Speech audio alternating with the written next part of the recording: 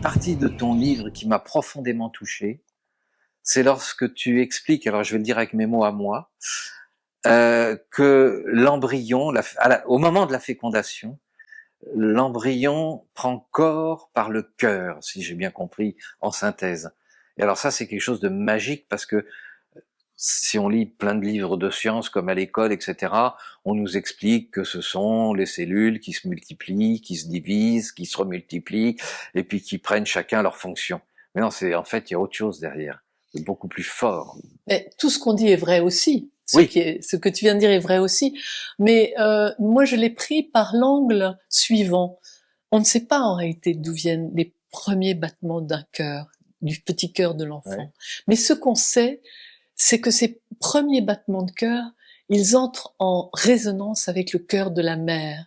Et dans le cœur de la mère, il y a des informations qui sont de plein de niveaux différents. Il y a l'émotion de la mère, les émotions de la mère et du père aussi, bien sûr, l'émotionnel des parents, mais il y a aussi toutes les informations transgénérationnelles, toutes les informations héréditaires, toutes les informations qui vont créer, fabriquer ce petit être. Et ces résonances de la mère vont contribuer à former le champ biologique dans lequel l'enfant, l'embryon va se développer.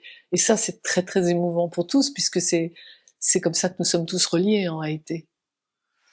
Et pour toi, compte tenu de tous les grands maîtres de sciences que tu as rencontrés, c'est en réunissant justement toutes ces sciences différentes que tu as trouvé les clés. Enfin, je ne pense pas avoir trouvé les clés moi-même, hein. Je vous dis tout de suite non. Alors, mais moi, je tisse des résonances entre des gens qui ont tous, à leur niveau, dans leur domaine respectif. Ils ont un bout de clé. Voilà, exactement. Ils ont un bout de clé. Et c'est ça qui est extraordinaire.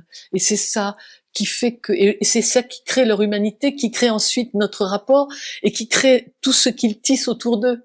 Parce qu'ils vont se rassembler, ils se rassemblent de plus en plus maintenant. Il y a de plus en plus de scientifiques qui travaillent dans des domaines transversaux. Ce qu'on appelle la transdisciplinarité maintenant, beaucoup plus qu'avant. Et puis il y a les nouveaux domaines scientifiques extraordinaires comme l'épigénétique, ou toutes ces neurosciences, c'est absolument foisonnant aujourd'hui et passionnant.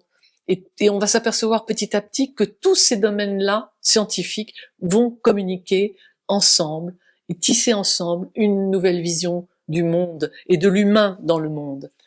Alors, si je fais une métaphore, je dirais que chaque scientifique est un petit peu une région, une contrée, etc.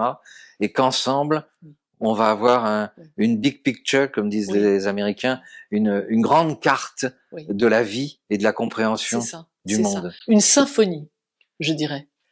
Oui, absolument, tu as raison. Je préfère cette... C'est le son qui est à la base de tout. Je préfère cette métaphore-là. Oui, ils sont chacun un instrument et ensemble, ils font une symphonie, un orchestre symphonique. Exactement, à travers leur cœur. C'est pour ça que le cœur est fondamental et que c'est le maître. Et que c'est beaucoup plus... c'est beaucoup plus important. Oui, et puis comme métaphore, c'est beaucoup plus vrai puisqu'on est dans la partie vibration, fréquence, etc. Exactement. Absolument. Exactement. Même s'il y en a encore beaucoup qui n'y croient pas, mais on va les laisser venir tranquillement. S'ils ont envie. D'ailleurs, ils peuvent venir à ta conférence. Pourquoi pas. Pour te poser des questions. Merci Laurence. Merci Didier.